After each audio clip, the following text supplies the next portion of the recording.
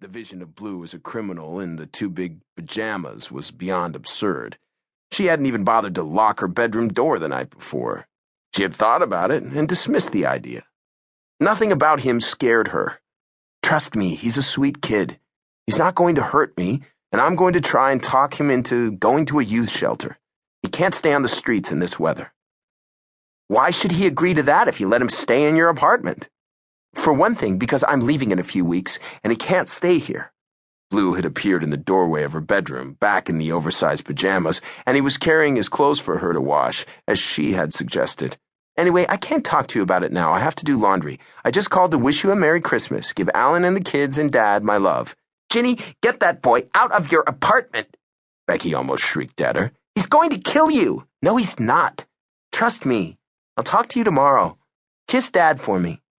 She got off the phone a minute later, and in Pasadena, Becky looked at her husband with an expression of panic. My sister has lost her mind, she said, nearly crying. She let a homeless boy sleep in her apartment.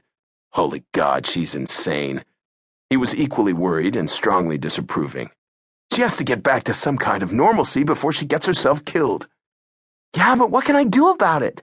I'm here trying to keep Dad from getting lost or run over by a truck crossing the street. Now I'm supposed to keep my sister from being murdered by homeless boys she lets sleep in her apartment? She should be locked up. It could come to that one day, Alan said with a grim look. He had always worried that she would eventually lose her mind over the death of her son and husband, but Becky was right. They couldn't do anything about it. And in New York, Blue was just as worried.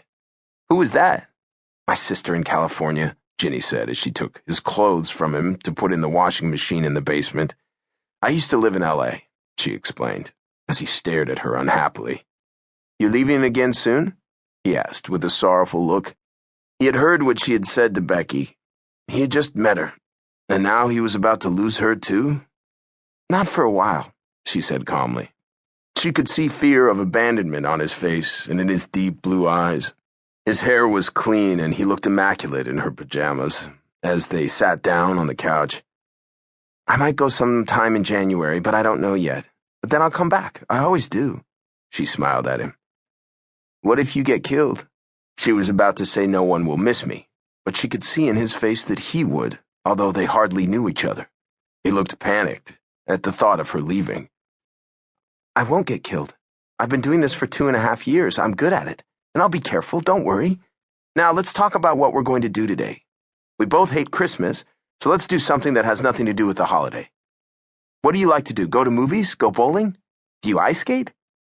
He shook his head in answer, still worried.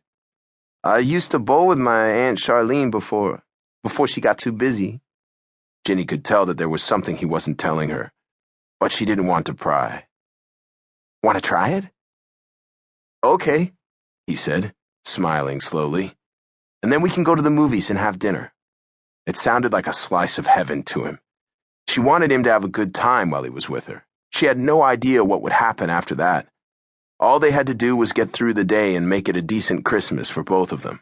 She had been planning to stay in bed and read and finish her report, but that wasn't in the cards now. She could do it later. After she took them to the machines in the basement, Blue's clothes were clean and dry an hour later, and they went downtown to a bowling alley that she had called to make sure was open.